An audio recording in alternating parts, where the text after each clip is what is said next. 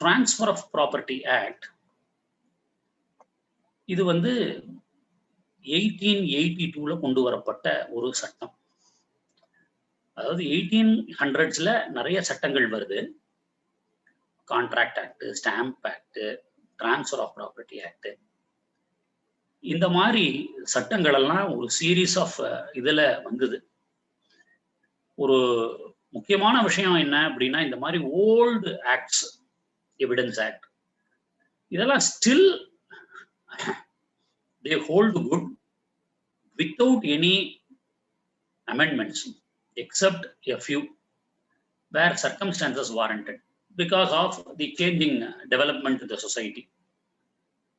அதை தவிர இந்த மாதிரியான சட்டங்கள், அதாவது பழைய சட்டங்கள், ஒரு திருத்தங்களே ஏற்படாத வண்ணம் தான் இருக்கு. அப்ப நம்ம ஒண்ணு விஷுவலைஸ் பண்ணணும். எவ்வளவு திங்க் பண்ணிருக்காங்க பாருங்க. ஒரு 200 ஆண்டுகள் இந்த ஒரு சட்டம் வந்து தாங்குற மாதிரி, ஒரு பாலம் கட்டுற மாதிரி கட்டி வச்சிருக்காங்க. Something great about it. இந்த சட்டத்துல வந்து இந்த சட்டத்தை வந்து 2 வகையா பிரிக்கிறாங்க. சாப்டர் 8 சாப்டர் இருக்கு. பட் இதை 2ஆ பிரிக்கிறாங்க. என்ன அப்படின்னா, ஜெனரல் பிரின்சிபிள்ஸ் அது ஒரு வகை. அதுல கிட்டத்தட்ட பாதி செக்ஷன், அதாவது இந்த ஆக்ட்ல வந்து 137 செக்ஷன் இருக்கு. அதுல கிட்டத்தட்ட 50-55 செக்ஷன், 54 செக்ஷனுக்கு முன்னாடி வரைக்கும் 53A வரைக்கும் பிரின்சிபிள்ஸ மட்டுமே டீல் பண்ணும்.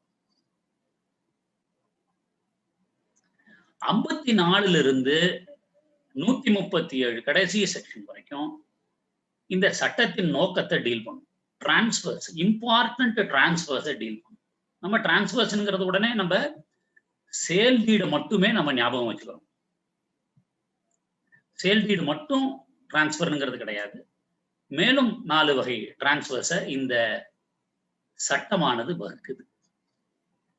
சோ இந்த 2வது பகுதியில இந்த சட்டத்தை வகுத்த விஷயத்தை எலாபரேட் பண்றாங்க.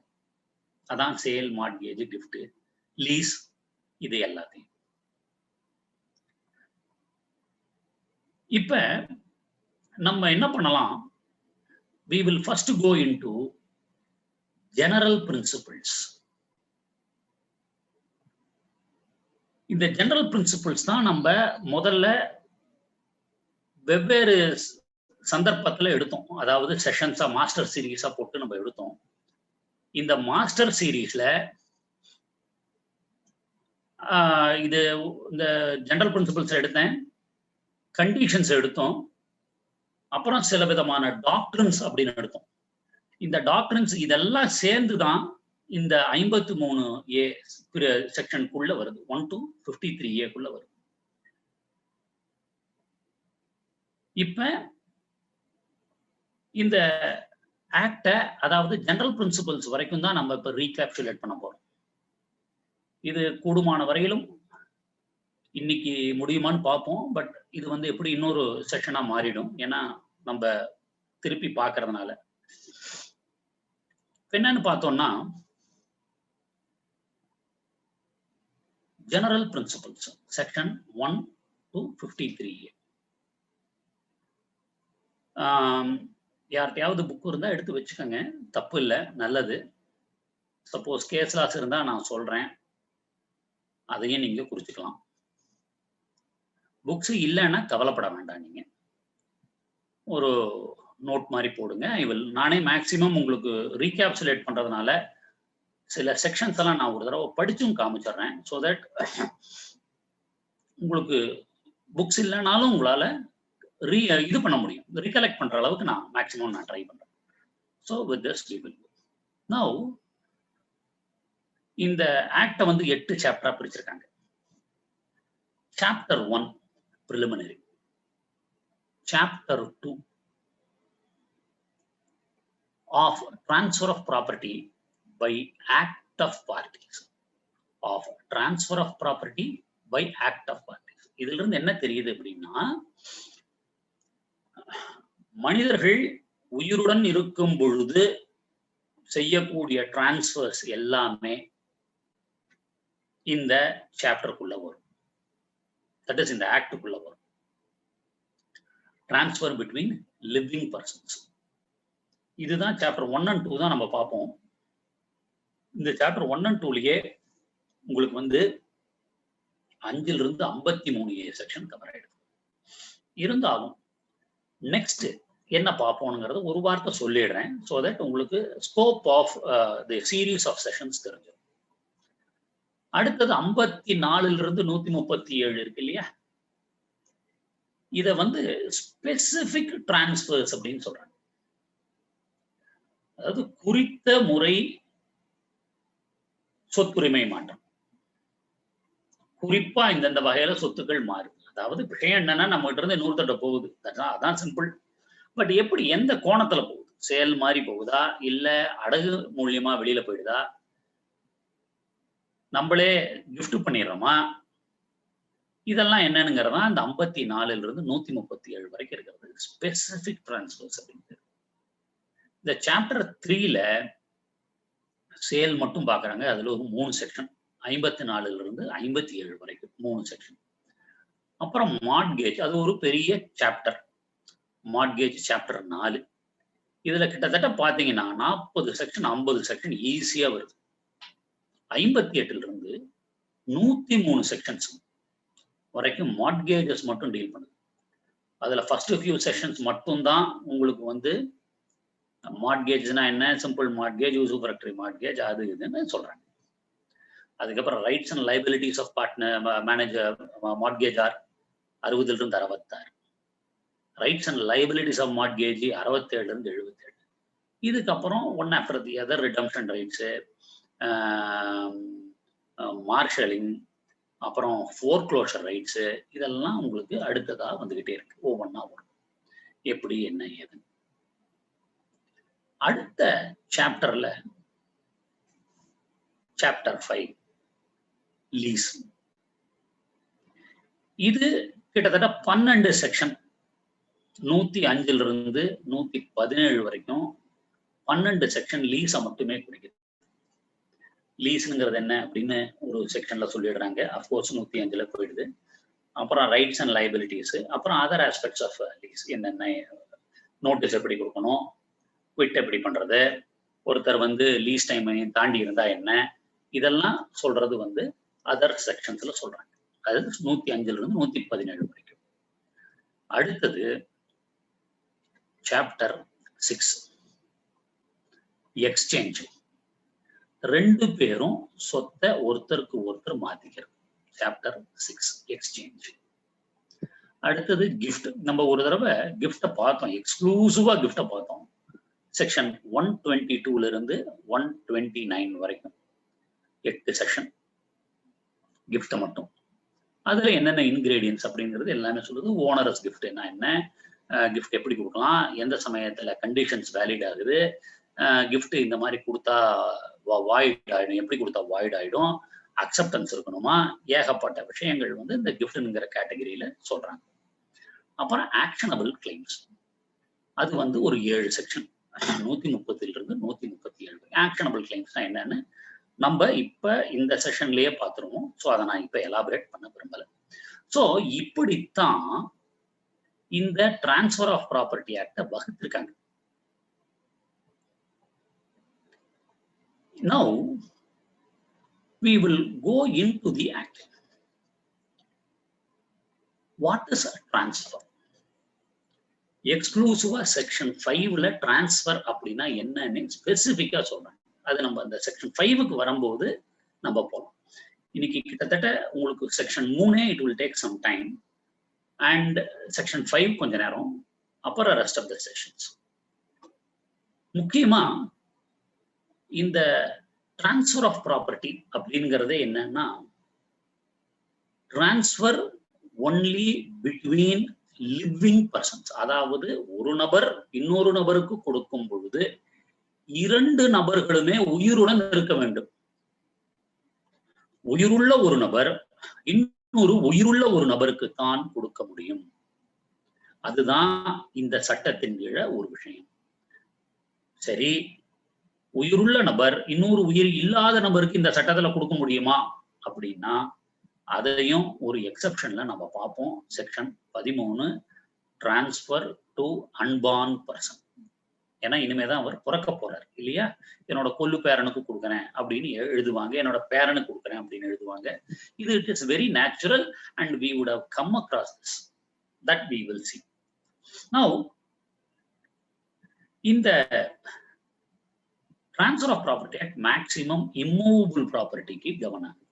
Of course, it also applies to movable properties in different sections, which I will point it out to you. But we always read the act in context with immovable properties. This also applies to movable property. The act is also applies to both movable as well as immovable. Exclusive movable na நம்ம என்ன relate பண்றோம்? Sale of Goods Act. Sale of Goods Actல movable objects எல்லாம் எப்படி பரிவர்த்தனை செய்யறதுங்கிறத நம்ம அதுல பார்க்கறோம். நோ மூவபிள் ப்ராப்பர்ட்டியா இருந்தாலும் சரி, இம்மூவபிள் ப்ராப்பர்ட்டியா இருந்த கான்செப்ட் வந்து சில செக்ஷன்ஸ்ல அப்ளை ஆயிடுது.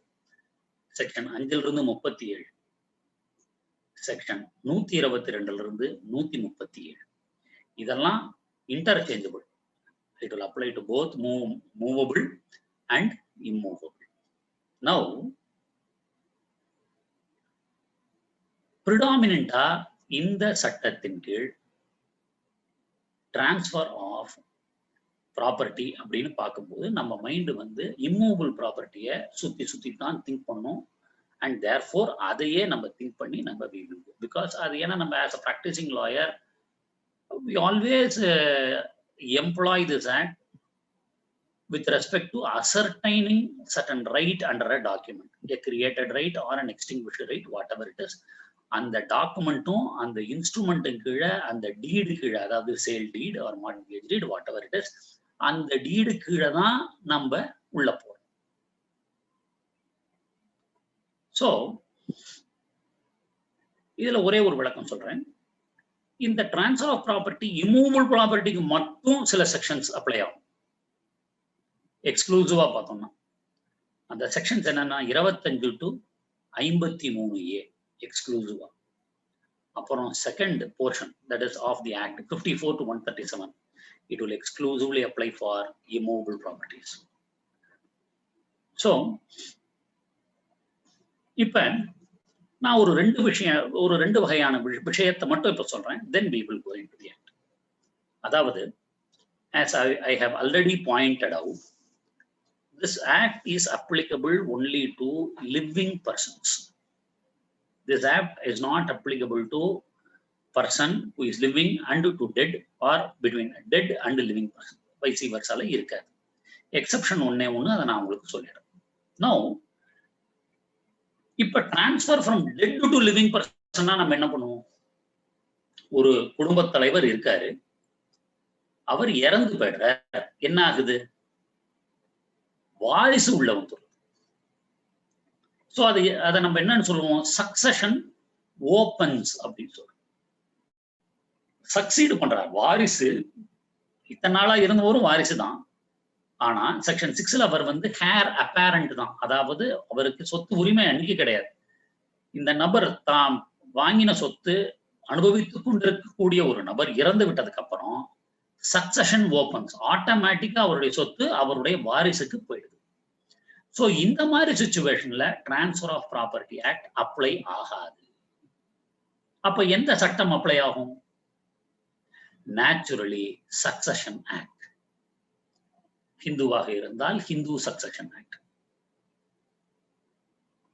கிறிஸ்டியனாக இருந்தால் இந்தியன் சக்சஷன் ஆக்ட், முஸ்லிம்ஸுக்கு தனி முஸ்லிம் லா. ஸோ சக்சஷன் ஓப்பன் ஆகும். ரைட், சரி. சாதாரணமா இறந்து போயிட்டாருன்னா ஓப்பன் ஆயிடுது. வில் எழுதி வச்சுட்டு இறந்து போயிட்டாருன்னா தென் வில் ஆப்ரேட் ஆகுது. அப்படியும் ஒரு சக்சஷன் ஓப்பன் ஆகுது. ஸோ வில் ஆப்ரேட் ஆச்சுன்னா that we call it as testamentary succession. முதலாவது வகை என்ன? இன்டெஸ்டேட் சக்சஷன். அதாவது டெஸ்டமெண்ட் எழுதாத இன்டெஸ்டேட். டெஸ்டமெண்ட், இன்டெஸ்டமெண்ட். இன்டெஸ்டமெண்ட் அதாவது உயில் எழுதாமல் இறந்து விட்டால் இன்டெஸ்டேட் சக்சஷன். உயில் எழுதி இறந்து விட்டால் டெஸ்டமெண்டரி சக்சஷன். சோ டெஸ்டமெண்டரி சக்சஷன்ல என்ன ஆகுது? If a person dies, he leaves a will. From a dead person to living person சொத்து போகுது. ரைட். இன்டெஸ்டேட் சக்சஷன்ல என்ன ஆகுது? ஒருத்தர் இறந்து விட்டால் again from a dead person to living person சொத்து போகுது. How? It is by operation of law. உயில் இருந்தா உயில்ல என்னென்ன கண்டிஷன்ஸ் சொல்றாங்களோ அது பிரகாரம் சொத்து போகுது. உயில் இல்ல அப்படின்னா it just flows as per law. எந்த சட்டங்கள் அப்ளை ஆகுமோ அந்த சட்டத்துக்கு ஏத்த மாதிரி சொத்து வகை மாறுகிறது. மற்ற ஒருவருக்கு உரிமை உடையதாக மாறுகிறது. Now,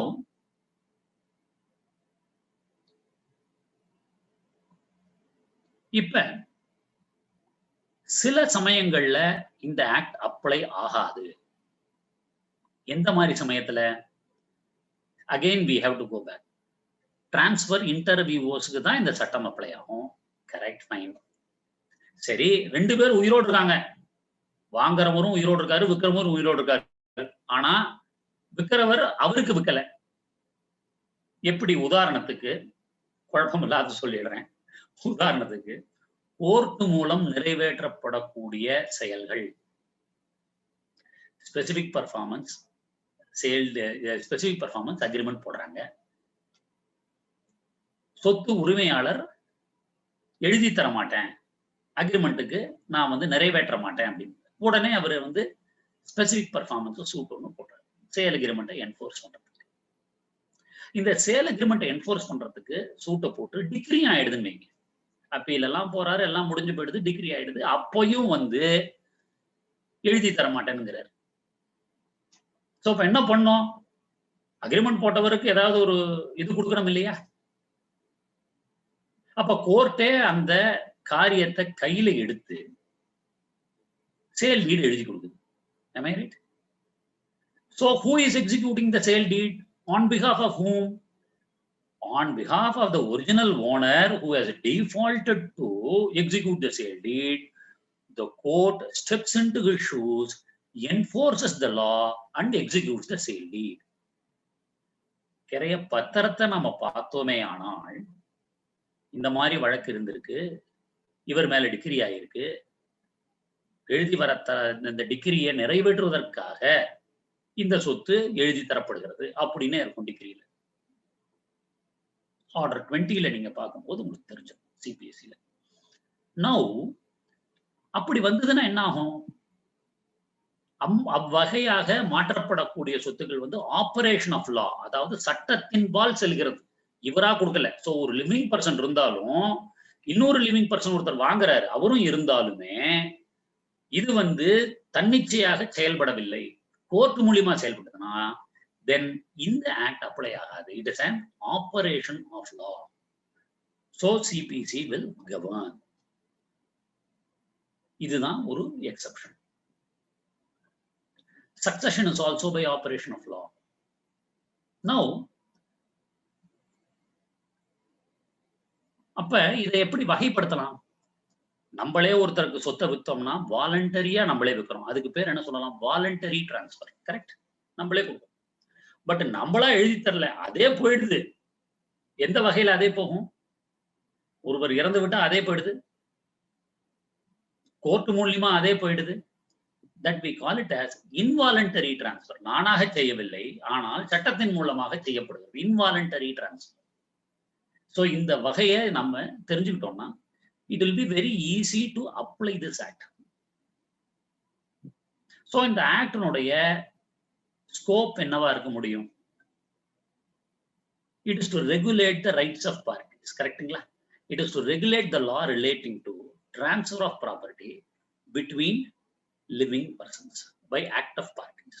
So the first main objective is to regulate the law relating to transfer of property by act of parties. எந்த 2 நபர்கள் ஒரு ஆக்ட ஒரு கான்ட்ராக்ட் பண்ணாங்கன்னா அதை ரெகுலேட் பண்ணக்கூடியது. சேல் டீட் எழுதி வந்துட்டு நாளைக்கு கொஸ்டின் பண்றாரு, நான் எழுதல நீங்க எழுதலன்னு. அப்ப அந்த நபருடைய ரைட்ஸை நம்ம கோர்ட் மூலியமா செக் பண்ணும் போது என்ன ஆகுது? It is to regulate the law relating to transfer of property by act of parties. அதுதான் இது. Of course, contract act will apply.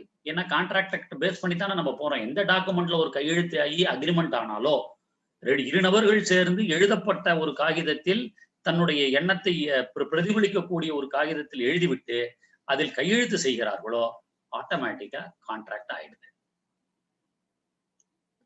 No இந்த சட்டத்துல இன்னும் ஒண்ணு சொல்லிடுறேன். அதாவது என்னன்னா, இந்த சட்டமே the principles of the act is totally based on the principles of justice, equity and good conscience.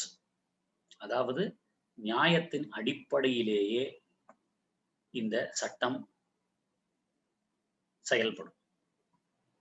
ஒரு நியாயத்தையும் அநியாயத்தையும் கேஜ் பண்ணி தான் போகும். அதுலதான் நம்ம இந்த போனஃபைடி பர்ச்சேசர், ஈக்விட்டி, நீங்க ஸ்பெசிபிக் ரிலீஃப் ஆக்டும் பாருங்க, equity will play a dominant role. இங்கேயும் ஈக்விட்டி, இந்த டாக்டர்ஸ்ல நம்ம படிக்கும்போது ஈக்விட்டியை தான் அப்ளை பண்றாங்க. ஒருத்தர் தனக்கு சொந்தமில்லாத சொத்தை வித்துப்படுறாரு, அவரும் வாங்கின்னு போயிடுறாரு. அதை நம்ம பார்ப்போம். ஆஸ்டென்சிபிள் ஓனரா விற்கிறாருன்னா என்னன்னு நம்ம பார்ப்போம். We will see it later. Now we will now march into the main section. So important definitions குள்ள போவோம். இந்த section 3 is important definition. இந்த டெஃபினிஷன்ல ஒரு 4-5 விஷயத்தை ரொம்ப ஸ்பெசிபிக்கா சொல்றாங்க. என்ன அப்படின்னு பார்த்தோம்னா, இம்மூவபிள் ப்ராப்பர்ட்டி 1, இன்ஸ்ட்ருமெண்ட் அப்படின்னா என்ன 2, அட்டஸ்டட் அப்படின்னா என்ன 3, ரிஜிஸ்டர்ட் அப்படின்னா என்ன 4, அட்டாச்டு டு எர்த் அப்படின்னா என்ன, ஆக்ஷனபிள் கிளைம் அதாவது 130 to 137 ஒரு செக்ஷன் சொல்லியிருந்தேன் இல்லையா, அதனுடைய ஒரு சுருக்கம், அப்புறம் நோட்டீஸ். ஸோ இந்த 7 விஷயத்தை சொல்றாங்க. அதாவது immovable property, instrument, attested, registered, attached to earth, actionable claim and notice. இந்த 7 வகையான விஷயத்தை மட்டுமே இன்டர்பிரட் பண்ணக்கூடிய செக்ஷன் 3. அதைத்தான் நம்ம இப்ப பார்ப்போம். சரி, இம்மூவபிள் ப்ராப்பர்ட்டி அப்படின்னா என்ன? அசையா சொத்து, அது அசைக்க முடியாத சொத்து. Now, அசையா சொத்து, அசையா சொத்துங்கிறது என்ன? வீடு, நிலம், இதெல்லாம் அசையா சொத்து இல்லையா? பட் ஆக்ட் என்ன சொல்லுது? Immovable property does not include standing timber, growing crop or grass. So இந்த 3 வகையை மட்டும் எடுத்துறாங்க, மற்றதெல்லாம் இம்மூவபிள் ப்ராப்பர்ட்டி அப்படின்னு. It does not include standing timber, growing crop or grass. சரி, ஸ்டாண்டிங் டிம்பர்னா என்ன? ட்ரீஸ், தென்னை மரங்கள். அதை வெட்டினோம்னா நமக்கு அது டிம்பர். அதை சட்டம் போடுறதுக்காக மேல கூரை வேயறதுக்காக போட்டுறோமே, standing timber. It is a movable property. Of course அது லீஸ்ல எந்த மாதிரி சிச்சுவேஷன், அது எப்ப இம்மூவபிள் ப்ராப்பர்ட்டியா உருவகிக்கப்படும் அப்படிங்கிறதையும் பார்ப்போம். growing crops, so standing timber, growing crops and grass. growing crops, புட்கள், வளரும் பொருட்கள். vegetables, it includes vegetables, கீரை வகைகள். leaves, sugar cane, கரும்பு, இதெல்லாம் growing crops அப்படிங்கிற ஒரு கேட்டகரியிலையும் அடிப்படையிலையும். கிராஸ், புல், அதாவது மாடு திங்கக்கூடியவை, ஃபாடர், இதெல்லாம் கிராஸ்ல வந்துடும். ஸோ இதெல்லாமே இந்த 3 கேட்டகரியுமே இந்த செக்ஷன் 3ல இம்மூவபிள் ப்ராப்பர்ட்டிங்கிற ஒரு இன்டர்பிரேஷன்ல என்ன சொல்றாங்கன்னா, இதெல்லாம் மூவபிளா அனுமானிக்கப்படும் not as an immovable property அப்படிங்கிறாங்க. சரி, இந்த செக்ஷன் வந்து ப்ரிடாமினண்டா ஃபார் இமூவபிள் ப்ராப்பர்ட்டி. அப்ப நம்ம இந்த டிரான்ஸ்ஃபர் ஆஃப் ப்ராப்பர்ட்டி ஆக்ட்ல கொடுத்திருக்கிற இந்த டெபினேஷன் மட்டுமே படித்தால் போருமா? நாளைக்கு போய் எதையாவது ரெஜிஸ்டர் பண்றோம், ஒரு தோப்பை வந்து ஒரு 3-4 வருஷத்துக்கு தென்னை மரத்தோட ரெஜிஸ்டர் பண்றோம். அப்ப அது என்ன பண்றது? அது மூவபிள் ப்ராப்பர்ட்டியா வச்சுக்கிறதா இல்ல இம்மூவபிள் ப்ராப்பர்ட்டியா மாத்திக்கிறதா? என்ன இது என்ன பண்றது? சோ அதுக்காகவே நாம இன்னும் 2 சட்டத்தில் சொல்லக்கூடிய வேறு சட்டத்தில் சொல்லக்கூடிய இதே விஷயத்தை பார்க்க போகிறோம். ஒன்னு, ஜெனரல் கிளாஸஸ் ஆக்ட்ல என்ன சொல்லியிருக்காங்க அப்படிங்கிறத பார்க்கலாம். இன்னொன்னு ரெஜிஸ்ட்ரேஷன் ஆக்ட்ல என்ன சொல்லியிருக்காங்கிறத பார்க்கலாம். சோ இத பார்த்தோம்னா நமக்கு மேலும் ஒரு தெளிவு கிடைக்கிறது. இந்த சின்ன செக்ஷன்ல வந்து immovable property does not include standing timber, growing crop or கிராஸ்னு சொல்றாங்க.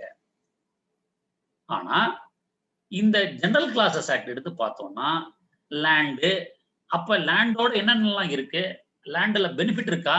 அப்ப அது என்ன? லேண்ட்ல வீடு கட்டுறமே, அப்ப அது என்ன? லேண்டையும் வீடையும் பிரிக்க முடியுமா? சோ அப்ப இம்மூவபிள் ப்ராப்பர்ட்டிங்கிறது வந்து லேண்டு மட்டுமா இல்ல மேல கட்டி இருக்கக்கூடிய கன்ஸ்ட்ரக்ஷன் மட்டுமா? சோ அதுக்காகவே நாம ஜெனரல் கிளாஸஸ் ஆக்டையும் சேர்த்து படிக்க வேண்டிய ஒரு சூழலில் இருக்கிறோம். நோ இந்த ஜெனரல் கிளாஸஸ் ஆக்ட்ல இம்மூவபிள் ப்ராப்பர்ட்டி அப்படின்னா என்ன அப்படிங்கிறது transfer of property act interpretation கிளாஸ்ல என்ன சொன்னாங்க? Immovable property does not include அப்படின்னு ஸ்டார்ட் ஆச்சு. ஜெனரல் கிளாஸஸ் ஆக்ட்ல இம்மூவபிள் ப்ராப்பர்ட்டி இன்க்ளூட் அப்படின்னு ஸ்டார்ட் ஆச்சு. Section 3K subsection 26 of the General Classes Act. Immovable property include what? Land. Correct. Immovable property தான். Right. Benefit arising out of land. அந்த நிலத்திலிருந்து என்னென்ன benefit வருமோ அதுவும் இம்மூவபிள் ப்ராப்பர்ட்டியா மாறிடுது.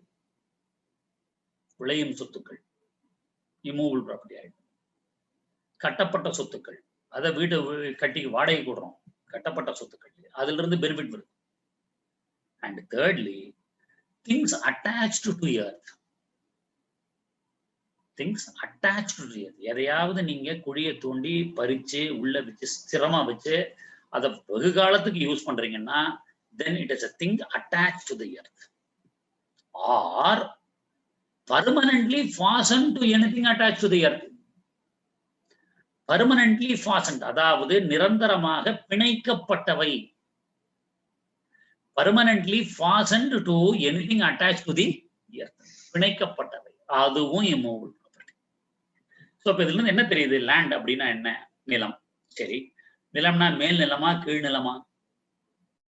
நிலம் என்பது கீழ் நிலங்களையும் அடங்கும். மினரல்ஸ் எடுக்கிறாங்க, அதுவும் அடங்கும். சரி, அடுத்தது benefit arising out of land. என்னென்ன பெனிஃபிட் ஒரு லேண்ட்ல இருந்து வரும்? இது பண்ணலாம், விளைச்சல் பண்ணலாம், ஒரு பெரிய கூடோன் கட்டிவிடலாம், வீடு வாடகைக்கு கட்டிவிடலாம், எதை வேணாலும் பண்ணலாமே. Benefit arising out of land, அதாவது right to receive rent, revenue from agriculture, benefit arising out of land. Now things attached to earth. Things attached to earth அப்படின்னா அதுல ஒரு 3 வகை இருக்கு. திங்ஸ் அட்டாச் டு எர்த்னா 3 வகை இருக்கு. ஒன்னு ரூட்டட் டு எர்த், இன்னொன்னு embedded to the earth and fastened to the things attach to the earth. 3 இருக்கு. Things rooted in earth, roots, trees, shrubs, etc. Things rooted in earth, வேர்கள் விடக்கூடிய விஷயங்கள். அது போய் அப்படி லேண்டோட பதிஞ்சிருது. 20 வருஷத்துக்கு மரம் வருது, அந்த மரத்தை 20 வருஷத்துக்கு லீஸ் விடுறீங்க, it gets some income. Things embedded in the earth என்ன? எம்பெட்டட், உள்ள திணிக்கப்படுவது என்ன? வால், வீடு கட்டும் போது அஸ்திவாரம் போடுறோம், குழியை நோண்டி அஸ்திவாரம் போடுறோம், பில்லர் கட்டுறோம், இதெல்லாம் நம்ம வைக்கிறோம் உள்ள. அப்பதான் அந்த பில்டிங் அது தாங்கும். So things embedded in the earth. உள்ள போட்டு நசுக்கி உள்ள வச்சு சிமெண்ட்டை போட்டு வச்சிடறோம். ஸோ பல வருஷத்துக்கு அது தாங்கி இன்டாக்டா இருக்கு. அது ஆடுறதில்ல, அசைதறதில்ல. பூகம்பம் வந்து அதை விட தாண்டிய பூகம்பம் வந்தா தான் அசைதே ஒழிய இயற்கையான முறையிலேயே அது பாதுகாக்கப்படுகிறது. Lands that is embedded into earth, wall, building, minerals, etc. are embedded into earth. மூணாவது வகை things fastened for permanent beneficial enjoyment. Things fastened for permanent beneficial enjoyment or anything embedded to earth. அதாவது இன்னும் கஷ்டமான விஷயம் இல்லை, ரொம்ப சிம்பிளான விஷயம் தான். Things fastened for permanent beneficial. வீடு கட்டுறோம் சார், அஸ்திவாரம் போட்டு வீடு கட்டுறோம், 3-4 மாடி கட்டுறோம், எல்லா பக்கமும் செவுரு இருக்கு, ரைட்டு. ஃபேன் வேணும், டியூப்லைட் வேணும். ஃபேன் டியூப்லைட் வேண்டாமா? அதை நீங்க என்ன பண்றோம்? பர்மனண்டா வைக்கிறோம். தென் that will also be a permanently fixed product in the இது or windows. ஜன்னல் வைக்கிறோம் இல்லையா, அதை நம்ம எடுத்து உள்ள திணிக்கிறோம். So ஜன்னல் வைக்கிறோம். These things are all doors, windows, ceiling fans, etc. are things fastened for permanent beneficial enjoyment of anything embedded to earth. So these are all the 3 things that we may have to relate it to come to the conclusion as to how we have to understand what is immovable property. See, section 3 alone may take some time. I request you to maintain some patience, because once section 3 is over, we will be going mainly into the conditions and principles. So that is why I wanted to go touch upon 3, because it is a very, very elaborate section. And this is an occasion for us to read also and know the academics of it. Now, we have to also see what is immovable property in the Registration Act. Registration சட்டத்துல immovable property na enna அப்படினு சொல்லிருக்காங்க. அதை நம்ம பார்ப்போம். Simple, same. It is also an inclusive definition. So Transfer of Property Act immovable property does not include. General Classes Act it includes. அதே மாதிரி immovable property under Registration Act also is an inclusive definition. Section 2, subsection 6. It's an inclusive definition. What it includes? Immovable property includes land, building, hereditary elements, நிறைய சொல்றாங்க, fisheries, or any other benefit arising out of land. Again, General Classes Act la வரதே தான் இங்க வருது. Any other benefit arising out of land or things attached to the earth அப்படின்னு சொல்லிட்டு, but does not include standing timber, growing crop or grass. You see the link now? நம்ம interpretation class section 3 ல does not include standing timber, growing crop or grass அப்படி சொன்னாங்க. General Classes Act ல what is immovable property? Registration Act ல இது ரெண்டையும் mix பண்ணி they come out with the definition saying it includes land, building, or anything arising out of hereditary elements, right of way, fisheries, all the other things, and the benefit arising out of land, but does not include standing timber, growing crop, or grass. So, now it is very essential for so நம்ம இந்த 3 சட்டத்தில் இருக்கக்கூடிய விஷயத்தை club பண்ணி படிச்சிருக்கோம். So இப்ப எந்த வகையில நமக்கு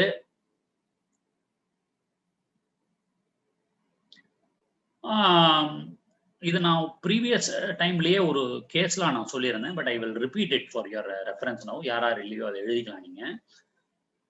இப்ப நமக்கு வந்து இது இருக்கு, விண்ட் மில் எரெக்ட் பண்றாங்க.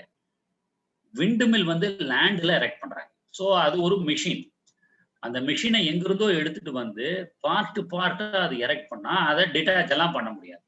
So it will stand in the land for a definite period of time. If it is a leased property அதுக்கேற்ற மாதிரி அந்த டைம் வரைக்கும்.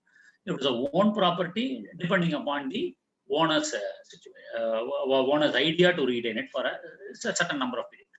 So now it is like attaching to it to the earth. Ilya? So windmill is attached to the earth. Land irukku, earth irukku, earthoda adu attach பண்றாங்க. So அப்ப அங்க இங்கேயும் ஆடாது அசையாது அப்படியே இருக்கும். And it is for to generate for a long period of time. Now இதை நம்ம மூவபிள் ப்ராப்பர்ட்டின்னு சொல்றதா இம்மூவபிள் ப்ராப்பர்ட்டின்னு சொல்றதா? இந்த டாக்குமெண்ட்டை வந்து போய் ரிஜிஸ்டர் பண்ண போறாங்க. அவர் சப் ரிஜிஸ்ட்ரார் என்ன சொல்லிட்டாரு, நோ இதெல்லாம் இம்மூவபிள் ப்ராப்பர்ட்டி, நீங்க அதுக்கேற்ற ஸ்டாம்ப் டியூட்டி கட்டணும் அப்படின்னு சொல்லிட்டு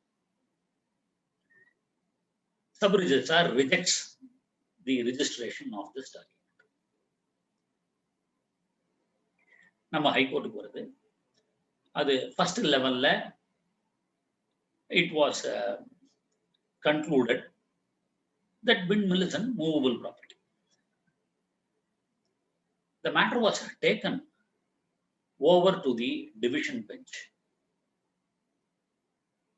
Division bench எடுத்துட்டு போன உடனே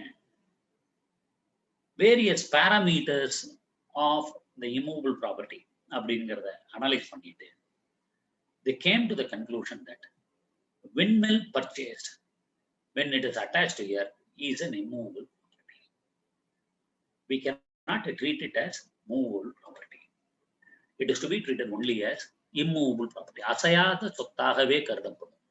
அதனால ஸ்டாம்ப் டியூட்டி அதுக்கு என்னவோ அதே தான் கட்டணும் அப்படின்னு சொன்னாங்க. அதுதான் IG registration versus Sri Velayutham spinning mills.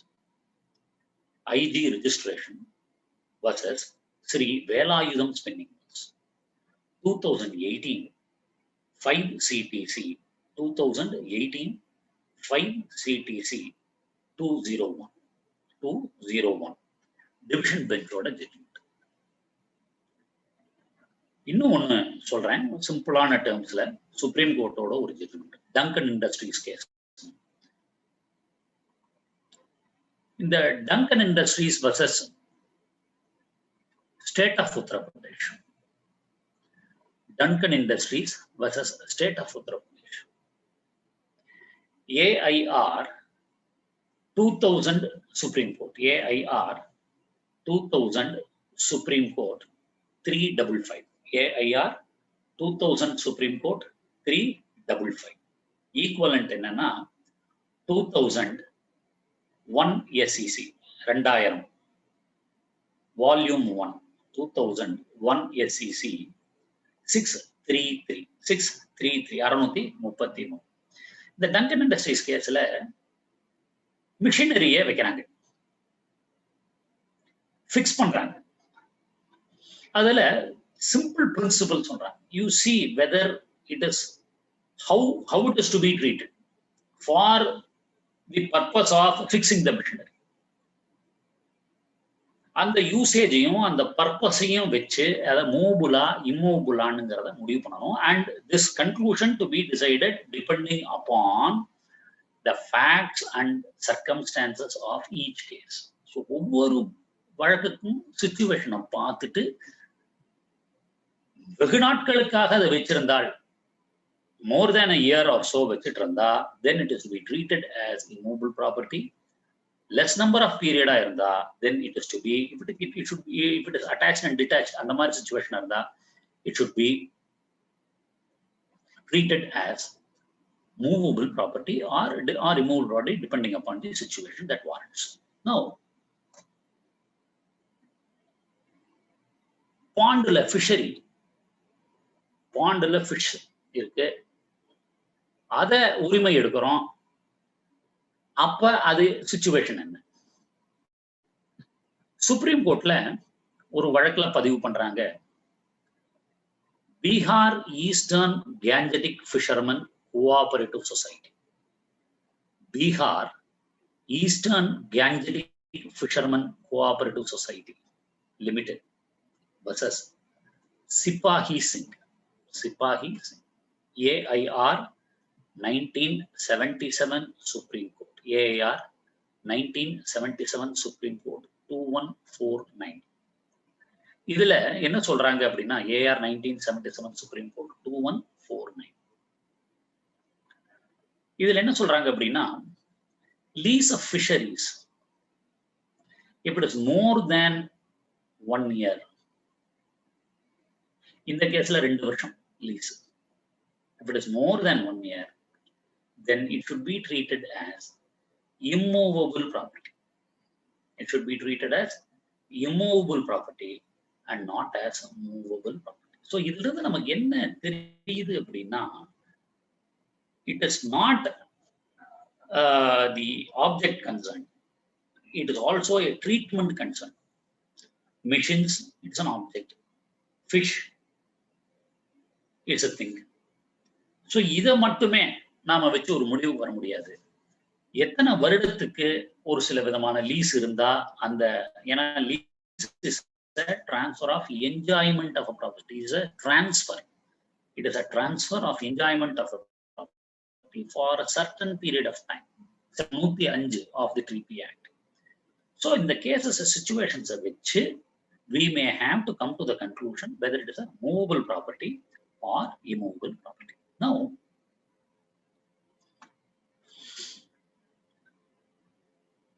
இப்ப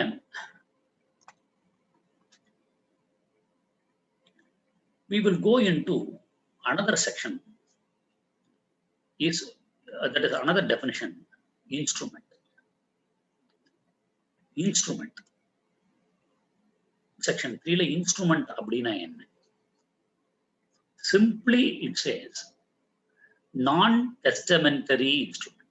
Section 3 la நம்ம பார்த்தோம்னா it simply says non-testamentary instrument. Instrument means a non-testamentary instrument. அவ்வளவுதான்.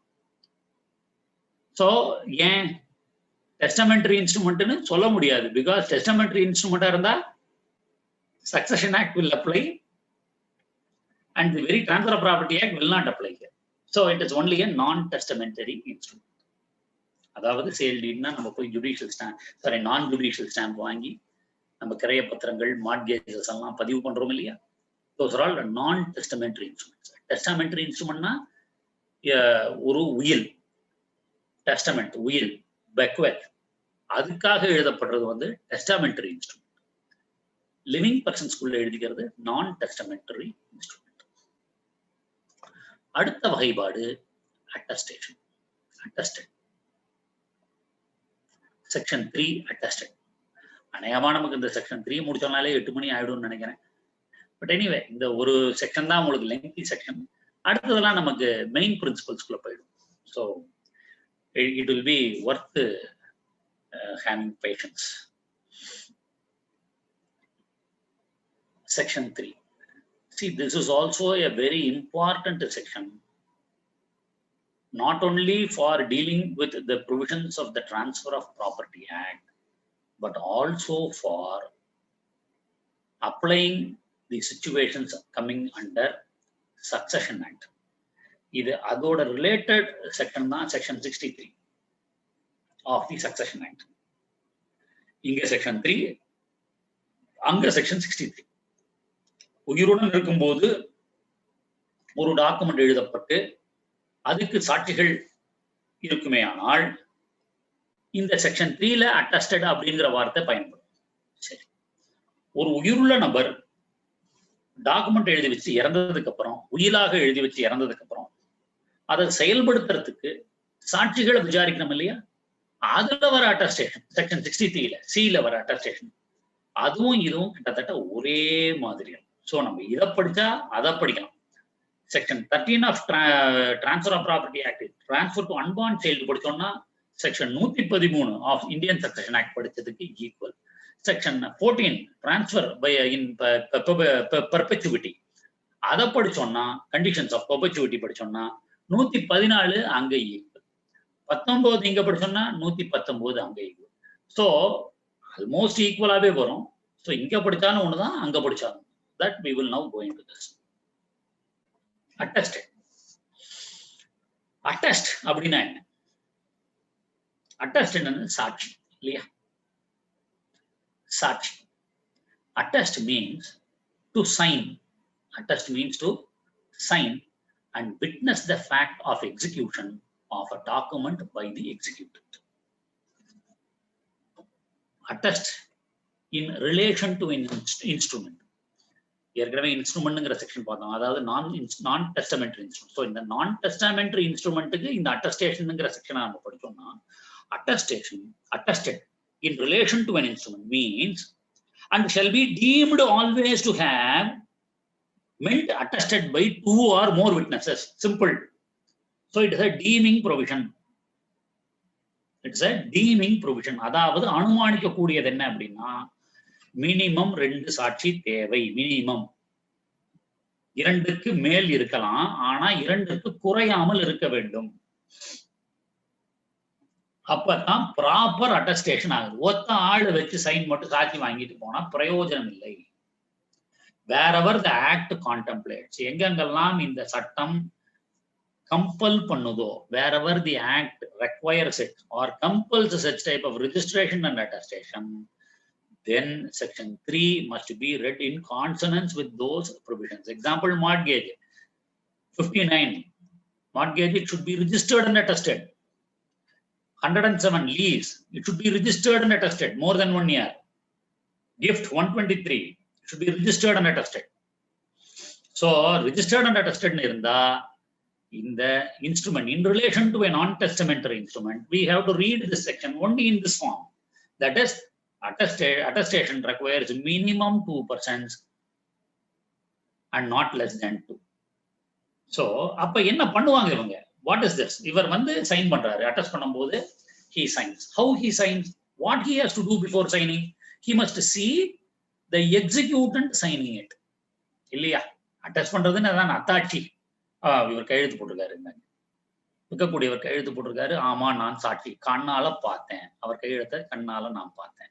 அல்லது சப்போஸ் அவர் டாக்குமெண்ட் எழுதுற முன்னாடியே கையெழுத்து போட்டு வச்சிட்டாரு, இந்த விட்னஸ் லேட்டா வந்துட்டாருன்னு வச்சுக்கோங்க, அல்லது சரி நீங்க கையெழுத்து போட பார்க்கணும். ஸோ வந்ததுக்கு அப்புறம் அவர் என்ன பண்ணணும்? It is duty to அசர்டைன், sir இது உங்க கையெழுத்து தானே. So he must have to take the acknowledgement. நான் இந்த செக்ஷனை உங்களுக்காக ஒரு தடவை படிச்சு காமிக்கிறேன், பட் அதுக்கு முன்னாடி சில வார்த்தைகள் நான் சொல்றேன். So that it will induce your attention and interest, trigger your interest to understand the section better. So இப்போ என்னென்ன சிச்சுவேஷன்ஸ் நம்ம பார்க்கலாம். எக்ஸிக்யூட்டன் கையெழுத்து போடுறார், அதாவது கிரயம் எழுதி தருபவர் கையெழுத்து போடுகிறார், மார்ட்கேஜ் எழுதி தருபவர் கையெழுத்து போடுகிறார். ஸோ கையெழுத்து போடுறார், இவர் அத்தாட்சி கையெழுத்து போடுறார். சப்போஸ் விட்னஸ் வரல, இவர் முன்னாடியே கையெழுத்து போட்டு வச்சிடறாரு, விட்னஸ் பின்னாடி வராரு, கையெழுத்து போட்டதை பார்க்கல. அப்ப என்ன பண்ணணும்? விட்னஸ், சார் இது உங்க கையெழுத்து தானே, பரிச்சயம் உள்ளவரன் கையெழுத்தா இருந்தா ஆமா, S fine, get the acknowledgement அப்படிங்கிற ஒரு வார்த்தையை சொல்றேன். சரி, இவர் கையெழுத்து போடல, வெறும் சும்மா இப்படி ஒரு கிறுக்கு இருக்கிறாரு, இல்ல ஒரு கொக்கியை மட்டும் போடுறாரு, இவ்வளவுதான்ப்பா போப்பா அப்படிங்கிறாரு, நல்லா தெரியுது என்னப்பா இவரு ஒரு அனுமந்தராவ் அப்படின்னுங்கிறாரு, ஒன்னும் சும்மா வெறும் அவ்வளவு ஒரு கையெழுத்து போடு கொக்கி மட்டும் போட்டிருக்கிறாரு எப்படி அப்படின்னா, இல்லது சம்பந்தமே இல்லாத ஏதாவது ஒரு மார்க் மாதிரி போடுறாரு, அது பரவாயில்லையா? இதெல்லாம் சரி இவர் தான் மார்க் போட்டிருக்காருன்னு இவர் கையெழுத்து போட்டா செல்லுமா? இப்ப 2 விட்னஸ் வரணும், அந்த 2 விட்னஸும் ஒரே சமயத்துல வரணுமா, வெவ்வேறு சமயத்துல வரலாமா, ஒருத்தர் வந்துட்டு போனதுக்கு அப்புறம் இன்னொருத்தர் வந்து கையெழுத்து போடலாமா? இல்லையா? இதெல்லாம் நேச்சுரல் சர்க்கம்ஸ்டான்சஸ்.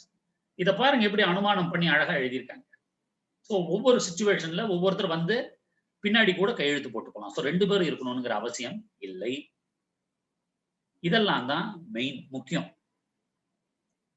இதுல பாருங்க, I just read it for you. Now attested in relation to an instrument. Attested in relation to an instrument means and shall be deemed always to have meant. Deemed always to have meant, அதாவது இதுதான் சொல்லப்பட்டிருக்கும் என்று கொள்ளக்கூடிய விஷயம். By 2 or deemed to always have meant as attested by 2 or more witnesses, each of whom has seen the executant signing. First point, seen the executant signing. Or இல்லை என்றால் affix his mark. Affix his mark. ஏதாவது ஒரு mark அவர் விட்டுருக்கணும், ஒரு ரேகை, ரேகையோ ரேகை சைனுக்கு ரேகை mark, ஒரு கொக்கியை போட்டிருக்கணும், கீரல் mark to the instrument. Or has seen some other person sign in the instrument in the presence. Some other person sign the instrument. அவருக்கு வந்து கையெழுத்து போட முடியல, 2 கைகளுமே இல்லை. ஆனா நான் தான் மிஸ்டர் எக்ஸ். இந்த எக்ஸ் வந்து கையெழுத்து எக்ஸ் வந்து ஒய்க்கு கொடுக்குறாரு சொத்தை. நான் தான் எக்ஸ்ன்னு வேற ஒரு ஆள் கையெழுத்து போடுறாரு.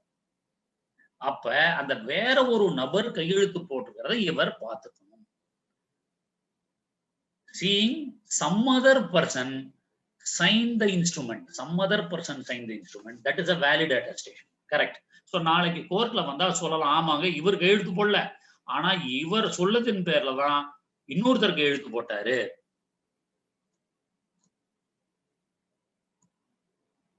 Or as seen some other person sign the instrument in the presence and by direction of the executant, in the presence and by the direction of the, அப்பா நீ கையெழுத்து போடவா அப்படின்னு சொல்லியிருந்தாரு. Or has received from the executant a personal acknowledgement of his signature or mark or of the signature of such other person. So he must have taken the personal acknowledgement of the signature or the mark or the sign of some other person, and each of whom has signed the instrument in the presence of the executant. So இவங்க 2 பேரும் அந்த எக்ஸிக்யூட்டன்ட், அதாவது எழுதி கொடுப்பவர், அவர் முன்னிலையில sign பண்ணி, அதாவது எழுதி கொடுப்பவர் முன்னிலையில சைன் பண்ணி பார்க்கணும் அவரு, of the executant. But shall not be necessary that more than one of such witness shall have been present at the same time, and no particular form of attestation shall be necessary. ஆனாலும் 2 விட்னஸும் ஒரே சமயத்துல வர தேவையில்லை. Both the witnesses need not be present at the same time, and there is no any particular form of attestation. So எப்படி வேணாலும் இருக்கும். So இதை நம்ம பார்த்தோம்னா மோஸ்ட் ஆஃப் த வில்லு கேஸ்ல படக்குன்னு அடிச்சிடலாம். ஏதாவது ஒரு இடத்துல நான் பார்க்கவே இல்லைங்க, நான் ஒரு போட்டு வச்சாரு, நான் ஊர்ஜிதம் பண்ணலைங்க, நான் வரும்போது அவர் இல்லைங்க, இந்த மாதிரி ஏதாவது ஒரு சுச்சுவேஷன் வந்தா இந்த செக்ஷன் அப்படியே 163ல வந்துடும். உங்களுக்கு வில்லு கேஸ் எல்லாம் பட்டுன்னு அடிச்சு போயிடலாம். மேக்சிமம் அந்த இங்க அட்டஸ்டேஷன் ப்ரூவ் ஆனா வில்லு ப்ரூவ் ஆகாது. So that's all. So that way we can win the case or tackle the case at least. Now இதுல ரொம்ப முக்கியமான விஷயங்கள் என்ன அப்படின்னா, 3 வகையான மோடு பிரிஸ்கிரைப் பண்றாங்க. அதாவது 3 வகையான மோட்னா சைனுக்கு பாக்குறது, இல்ல மார்க்க பாக்குறது, இல்ல சம்படி சைனை பாக்குறது, இல்ல getting the acknowledgement of the person. எப்படி வேணாலும் இருக்கலாம். இது ஒரு வகை. ஒண்ணு. 2வது வகை என்னன்னா மினிமம் 2 விட்னஸ் வேணும். That is very essential. 3வது என்னன்னா he must have acted if he has not seen the signature or somebody signing the document, then he must have taken the personal acknowledgement of the executant. இந்த 3 தான் தேவை. Personal acknowledgement இவர் வாங்கியிருக்கணும். வாங்கினா தான் நல்லது. சரி, இதுல 2 விட்னஸஸும் ஒரே சமயத்துல இருக்கணுங்கிற அவசியம் இல்லைங்கிறத நம்ம பார்த்துட்டோம். நோ இந்த அட்டஸ்டார்ட்ட இன்னும் ஒரு விஷயம் சொல்லிட்டு நான் நெக்ஸ்ட் ஸ்டெப்புக்கு போயிடுறேன். 1, அட்டஸ்டார்ங்கிறவர் எப்படி இருக்கணும்? எப்படி இருக்கணும்னா மேஜரா இருக்கணும். ஏன்னா மைனர் cannot attest, இல்லையா? Minor cannot do it. He should be a major. This is one thing. And the person who attests must be of sound mind. நல்ல சித்த சுவாதீனத்துடன் இருக்க வேண்டும். யாரையோ அவர் ஒன்றும் விவரமே தெரியாதவர் போய் அட்டஸ்ட் பண்ணக்கூடாது, வைக்கவே கூடாது. என்னங்க நானா கையெழுத்து போட்டேன் அப்படின்னு நாளைக்கு சொன்னாருன்னா போச்சு. அண்ட் செகண்ட்லி ஒரே ஒரு எக்ஸப்ஷன் என்னன்னா, he need not be a literate. அதாவது படித்தவராகத்தான் இருக்கணும்னு அவசியம் இல்லை.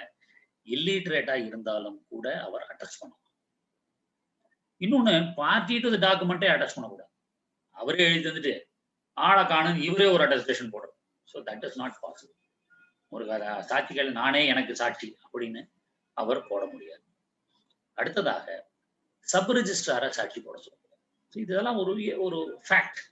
ஏன்னா நாளைக்கு நீங்க அவர் வந்து அபிஷியல் கெப்பாசிட்டியில் ஆக்ட் பண்ணிட்டு இருக்கும்போது அவரே சாட்சி போட சொல்றது, அது வந்து ரொம்ப ரொம்ப ஸ்ட்ரேஞ்ச் சிச்சுவேஷன்ஸ்ல தான். அது சில கேசஸ்ல வந்து if you could not prove the document in a particular manner, then attendance circumstances என்னங்கிறத பார்த்து பண்ணலான்னு நெக்ஸ்ட் சிச்சுவேஷன். நவ் இது வந்து அட்டஸ்டேஷன்ங்கிற ஒரு வகைக்குள்ள வந்து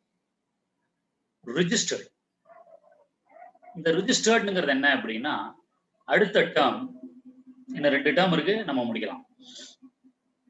ரிஜிஸ்டர்ட்ங்கிற டேர்ம் என்னன்னா, registered in any part of India under the law relating to registration act. இந்தியால எந்த பகுதியிலும் ரெஜிஸ்டர் பண்ணிடலாம். ரெஜிஸ்ட்ரேஷனுக்குள்ள சட்டத்தின் அடிப்படையில் ரெஜிஸ்ட்ரேஷன் பண்ணியிருந்தா இட் இஸ் டேர்ம் டு பி ரெஜிஸ்டர்ட்.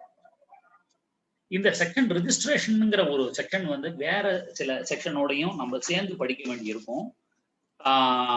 இப்ப செக்ஷன் 4ல இது அப்ளை ஆகும்.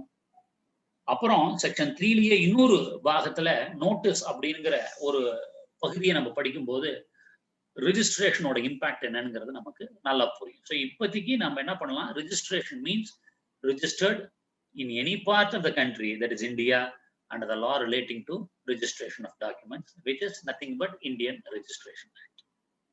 Now we will go to the other term. Of course அவங்க என்ன சொல்றாங்க, attached to earth அப்படின்னு ஒன்று சொல்றாங்க. அதை நம்ம ஏற்கனவே பார்த்துட்டோம். So we need not go into it again and again. It will be nothing but a repetition only. The other important factor is notice. Sir, இந்த நோட்டீஸ்ங்கிற ஒரு விஷயம் மட்டும் இது வந்து ஒரு சின்ன பாயிண்டா இருந்தா கூட இதுல ஏகப்பட்ட விஷயத்தை உள்ளடக்கி இருக்கு. இந்த நோட்டீஸ்ங்கிறது என்னங்க, ஒருத்தருக்கு விஷயத்தை தெரியப்படுத்துறது தான் நோட்டீஸ் இல்லையா? பெண்டிங் ப்ரொசீடிங்ல நம்ம என்ன பண்றோம், ஒரு ஆள் இறந்துட்டாருன்னா இந்த மாதிரி இறந்துட்டாருன்னு ஒரு நோட்டீஸ் கொடுத்துறோம், தெரியப்படுத்துறோம்.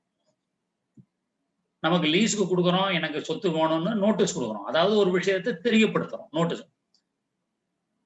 இன்னொன்னு, ஒருத்தர் ஒரு நபர் தப்பு செஞ்சிடுறாரு, கிரைய பத்திரத்தை மாத்தி எழுதிடுறாரு, ஒரு நோட்டீஸ் கொடுக்குறீங்க, எப்பா நீ ஏதோ தப்பு பண்ணியிருக்க, அது ஒரு நோட்டீஸ்.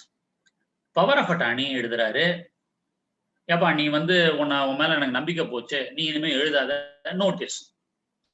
வாங்குறாரு ஒருத்தர் பவர் ஏஜென்ட்டோட நைஸா பேசிட்டு, அவருக்கே நீங்க நோட்டீஸ் கொடுத்துறீங்கன்னு வைங்க, எப்பா நீ வாங்குற மாதிரி எனக்கு தெரியுது, it is a notice. So ஒரு விஷயத்தை இன்னொருவருக்கு எடுத்து செல்லக்கூடிய ஒரு விஷயமே நோட்டீஸ் ஆகும். அதாவது making a person know a particular fact. So notice is something to make a person know which he is ignorant about. நீங்க சொல்லனா தெரியாது, எனக்கு நீங்க பவர் ஆஃப் அட்டார்னி கேன்சல் பண்ணிட்டீங்கன்னு சொல்லவே இல்லையே, நான் வாங்கிருக்கவே மாட்டேனே அப்படி சொன்னதுனால எனக்கு தெரியலையே, நான் ஐ எம் வெரி இன்னசென்ட், என்னங்க நீங்க இப்படி பண்ணிட்டீங்க. ஸோ நோட்டீஸ்ங்கிறது வந்து நிறைய விஷயம் உள்ள இருக்கு. இதுல 3 எக்ஸ்பிளனேஷன் இருக்குங்க. இத வந்து வழக்குகள் நடத்தும் பொழுது இது நமக்கு நிறைய கை கொடுக்கும், இந்த செக்ஷன் மட்டுமே. அதாவது எனக்கு தெரியலையே அப்படின்னு மொட்டையா சொல்லிட்டா போதுமா, எனக்கு நோட்டீஸ் வரல இல்ல அப்புறம் என்ன அப்படின்னு நம்ம ஒரு டிஃபென்ஸ் எடுத்தா போதுமா, அது எந்த வகையில வரைக்கும் நமக்கு ஹெல்ப் பண்ணும், எதுல ஹெல்ப் பண்ணாது அப்படிங்கறத நம்ம பார்க்கலாம். ஒரே ஒரு எம்எல்ஜே ஜட்ஜ்மெண்ட் நான் சொல்றேன், ஜஸ்ட் நோட் பண்ணிக்கோங்க. அதோட கேஸ் லாவோட பேர் ஞாபகம் இல்லை, பட் நான் சைட்டேஷன் மட்டும் நான் நோட் பண்ணிருக்கேன், சொல்றேன். 2011 6 MLJ 404. 2011 6 MLJ 404. That is, notice is making something known. Notice is making something known of what a man might have been ignorant. What a man might have been ignorant. இதுதான் notice. Now we will go into the definition. I hope இதை முடிஞ்சாலே நமக்கு கரெக்டா இருக்கும்னு நினைக்கிறேன். Now நோட்டீஸ்ங்கிறது என்ன, நம்மளே அனுமானிச்சு பார்ப்போமே ஒரு செகண்ட். நோட்டீஸ்ங்கிறது என்ன? It is, as I said, knowing a fact. It is a knowledge of a fact. இல்லையா? knowledge of a fact, right? இப்ப இந்த செக்ஷன்ல எப்படி சொல்றாங்கன்னா, a person is said to have notice. அவருக்கு நோட்டீஸாக பாவிக்கப்படும். is said to have notice. அட இது நோட்டீஸ்ங்கிற விஷயத்துக்குள்ளதான் வரும்பா. அப்படி எப்படி? உண்மையாவே ஒருத்தருக்கு தெரியப்பட்டா, சொல்லியாச்சு, அவரும் கேட்டுட்டாரு. நீங்க சொல்ல வரீங்க, அவர் வேணுனே இதுதான் சொல்ல வரப்போறாருன்னு அவாய்டு பண்ணிட்டு போயிடுறாரு. அப்போ உங்களால சொல்ல முடியல. But he is expecting something from you, but you when you want to tell, he is avoiding you. அது எப்படின்னு பார்ப்போம். Secondly, next thing is negligent-ஆ இருக்காரு. சொல்லிட்டு பார்த்துக்கலாங்க. If you would have made a reasonable attempt, he would have known it. அதுவும் நோட்டீஸா வருமா? இப்ப எதெல்லாம் நோட்டீஸா வரும்? நம்ம இந்த செக்ஷனுக்குள்ள போவோம். What it says, இதுல ஒரு 4 காம்போனன்ட் வருதுங்க. நோட்டீஸ்ங்கிறதுல வந்து 4 வகைப்பாடே உள்ள வருது. இந்த செக்ஷனை நம்ம பிரிச்சு படிக்கும் பொழுது 4 வகைப்பாடை நம்ம ஈஸியா தெரிஞ்சுக்க முடியும். What does it say is, a person is said to have notice of a fact when he actually knows. When he actually knows. உண்மையாகவே அவருக்கு தெரிஞ்சிருச்சு. விஷயம் தெரிஞ்சிருச்சு. So it is actually knows. Or when, but for his willful abstention from an inquiry. வேணும்னே, அதாவது enquiry பண்ணியிருந்தாருன்னா தெரிஞ்சிருக்கும்.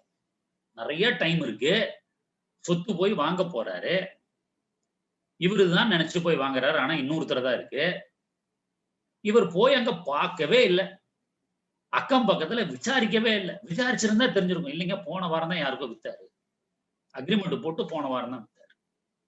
இல்லைங்க, இதுல ஏற்கனவே அக்ரிமெண்ட் இருக்கு, ஆனா நீங்க வாங்குறீங்க. சோ போய் விசாரிச்சிருந்தா தெரிஞ்சிருக்கும்.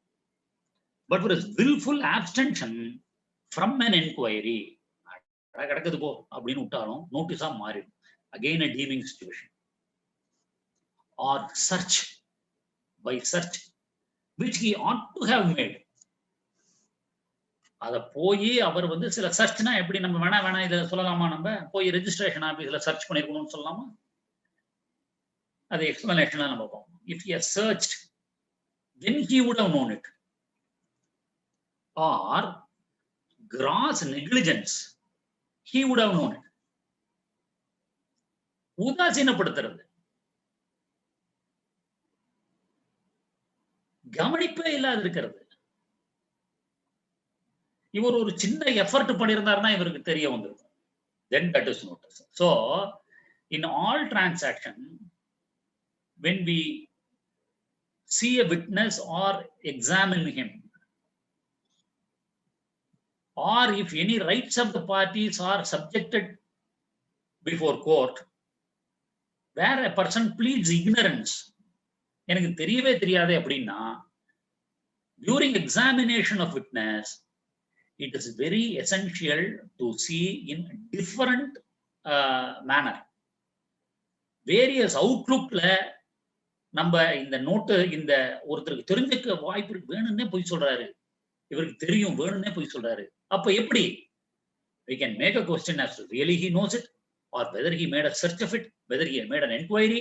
இல்ல நீங்க சும்மாவே உட்கார்ந்துருந்தீங்களா வீடு வாங்குறதுக்கு முன்னாடி, வெறும் பணம் மட்டும் கொடுத்தீங்களா, நீங்க ஒரு தடவை கூட போய் பார்க்கலையா யார் இருக்காங்க என்ன ஏதுன்னு? அந்த இடத்துல கிணறே காணுமா இருந்திருக்கும். சோ இது எல்லாமே நோட்டீஸ்ங்கிற வகைப்பாடுல தான் வரும். Now இந்த 4 வகைப்பாடை மட்டும் நான் திருப்பி சொல்லிடுறேன். 1, he actually knows. 2, if he inquires, he would have known it. But he is not willfully not inquiring it. If he had made a search, he would have known it. 3rd point. And the 4th point is, if he is not negligent, that is grossly negligent, just because of his negligence, he would not have known. Except for his ignorance, negligence, he would have known it. So in these 4 categories, we can qualify whether a person had notice or not. இது சரி. வேற வகை இல்லாமல் notice என்ன? 3 explanation தராங்க இந்த செக்ஷன்ல. அபாரமான explanation. Explanation 1, explanation 2, explanation 3. 3 explanation. அப்ப சின்னதா ஒரு சொல்றேன். Registration explanation 1, possession explanation 2, agency explanation 3. இதை நான் ஜஸ்ட் எக்ஸ்பிளைன் பண்றேன். எப்படி ரெஜிஸ்ட்ரேஷன் அமௌண்ட் நோட்டீஸ் எப்படி பார்ப்போமா? ரெஜிஸ்ட்ரேஷன் அமௌண்ட் நோட்டீஸ் இப்ப நம்ம லால அடிக்கடி படிக்கிறோம். if a document requires registration then it must be registered. 68 of the Evidence Act Act la pathona, if a document requires registration, that is gift. Example, gift, exchange, mortgage. Law requires attestation, law requires registration, and then upper registration irundal mattume sale registration இருந்தால் மட்டுமே அது அந்த ஆவணம் செல்லக்கூடிய ஆவணமா மாறும். இந்த sale deal பண்ணும்போது ஒரு சுப்ரீம் கோர்ட் ஜட்ஜ்மெண்ட் நான் உங்களுக்கு சொல்றேன், ரெஜிஸ்ட்ரேஷன் இஸ் கம்பல்சரின்னு வரும்போது அப்ப ரெஜிஸ்ட்ரேஷன் பண்ணலன்னா அதோட சாங்டிட்டி வேலிடிட்டியே போயிடுது. So registration amounts notice. நம்ம போய் அப்ப என்ன பண்ணணும்? டாக்குமெண்ட்டை பார்க்கணும். யாரு பாப்பா? பர்சன் அக்வயரிங் த ப்ராப்பர்ட்டி தான் போய் பார்ப்பாங்க, or person having interest in the property போய் பார்ப்பாங்க. So he must have to ensure before dealing with the property, he must have to satisfy himself whether there is any entries in the registration books. இத நம்ம சற்று முன் படிச்ச ரெஜிஸ்ட்ரேஷனோட டெஃபினிஷனோட link பண்ணி பாருங்க, we will understand it. அதுல 2-3 செக்ஷனையும் நான் I will take the opportunity to mention certain sections as to how ரெஜிஸ்ட்ரேஷன்லயே எப்படி இருந்தா தான் வேலிட் ரெஜிஸ்ட்ரேஷன்ங்கிறதையும் இப்ப பார்ப்போம்.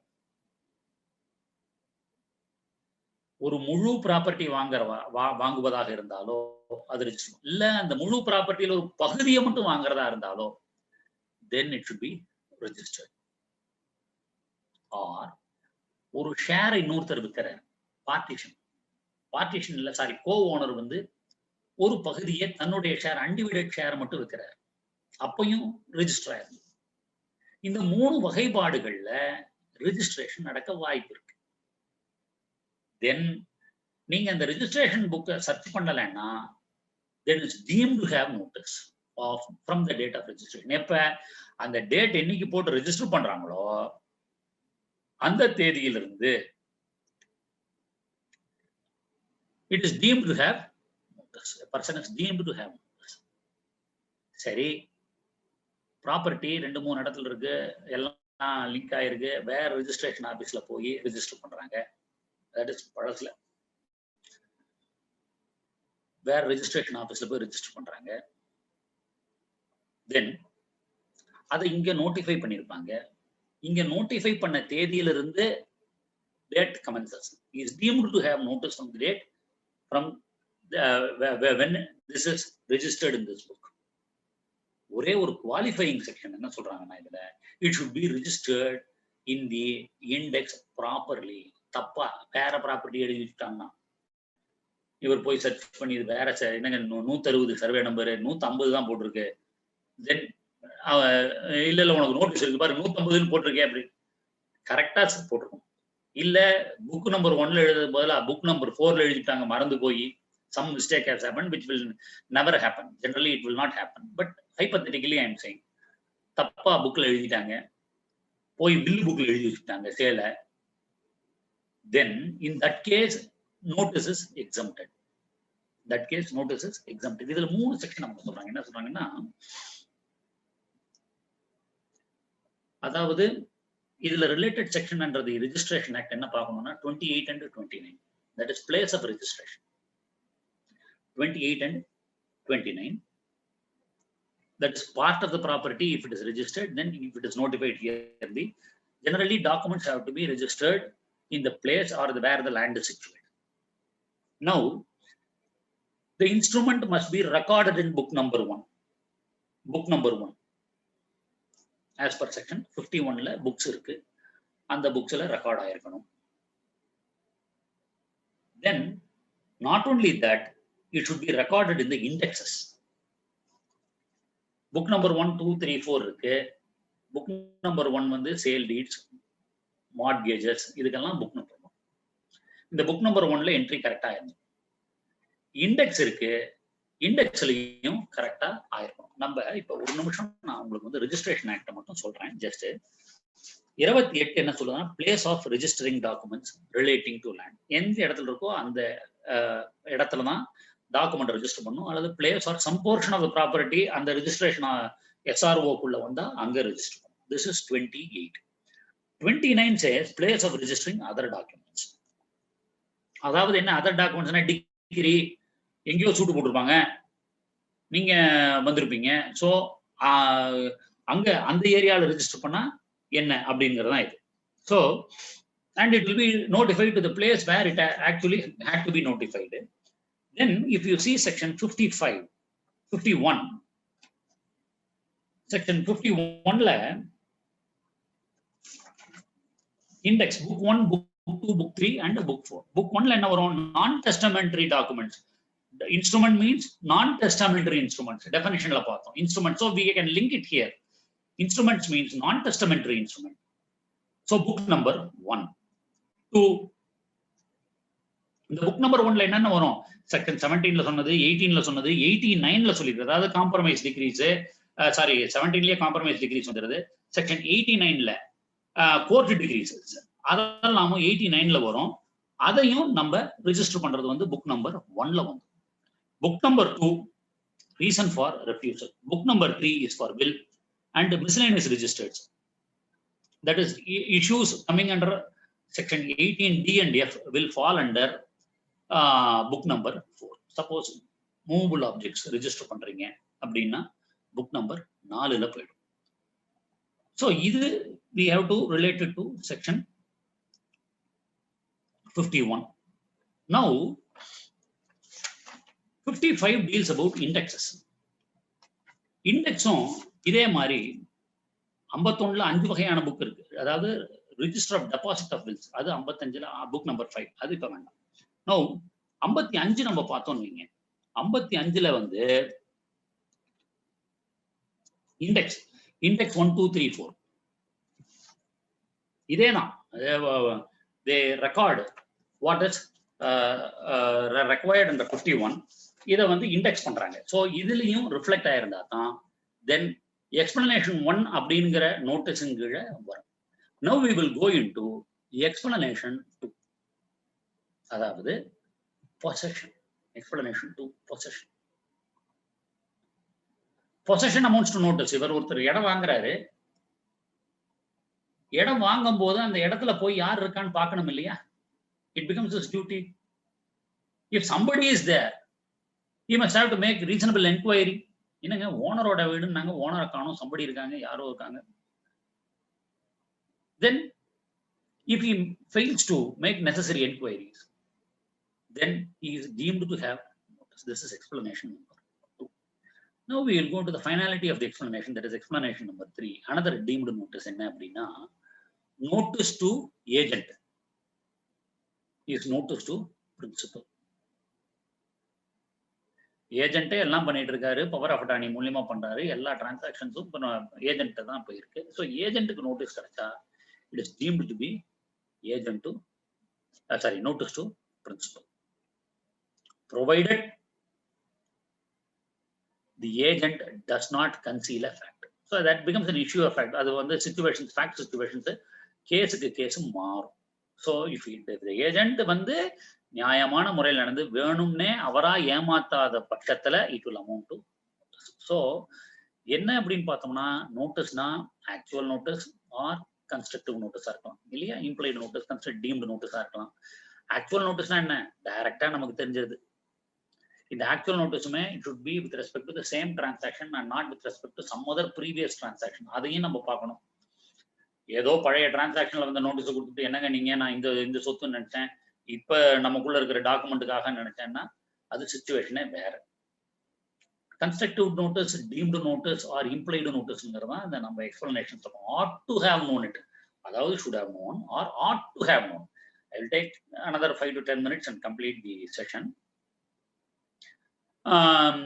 ஸோ நம்ம என்ன இந்த இதுல பார்த்தோம், கன்ஸ்ட்ரக்டிவ் நோட்டீஸ்னா deemed or implied notice, that is he actually has or deemed or implied to have had it. That is because of willful abstention, gross negligence, registration, possession, or the state of the property. Other situation amounts to notice. Then notice to agent is imputed notice. That is, notice to agent becomes the notice to the principal. if he has acted in the capacity of the agent. Unless and until he has not concealed any fact. So this is the definition with respect to notice. So the other one is actionable claim. So actionable claim oda நான் just உங்களுக்கு சின்ன இது சொல்லிடுறேன். actionable claim இதுல actionable claimங்கிறது ஒண்ணுமே இல்லை. Because we can conclude it by 8:10, now it is 8:07. actionable claimங்கிறது ஒண்ணும் இல்லை. actionable claimங்கிறது என்னன்னா, it is a claim to any debt excluding mortgage. அதாவது வேறு நபர்கிட்ட நம்ம almost like an assignment, இப்போ எனக்கு இந்த பணம் வர வேண்டி இருக்கு, இதை நீங்க வாங்கிக்கங்க. ஆனா this thing should be a written document and it should be recognized by court. அவங்க என்ன சொல்றாங்க, எக்ஸ்க்ளூஷன்ல மார்ட்கேஜா இருக்கக்கூடாது, இல்ல ஹைபாத்திகேஷன் ஆஃப் குட்ஸா இருக்கக்கூடாது. இது இல்லைன்னா any document authorizing the other person to collect it becomes an actionable claim. Example, shares இதெல்லாமே movable object பூரா actionable claims வந்துரும். So now we have seen with respect to, though I wanted to go for at least 10 sections, I could complete only till section 3 because and with this I wish to section 4 in so that we can go to chapter 4 or chapter 2. section 4 ஒன்னும் இல்ல sir, just one line section தான் அது. அதாவது Contract Act and Registration Act will apply. Contract Act and Registration Act will apply. Section 4 says about Contract Act and Registration Act will apply, and the second section says particularly wherever in the Transfer of Property Act it has mentioned that it should be registered, then it should be registered. That is what section 4 says. அதாவது it says section 54 para 2 and 3 it should be registered. Section 59 mortgages it should be registered. 107 lease should be registered. Gift 123 it should be registered. So this is section 4.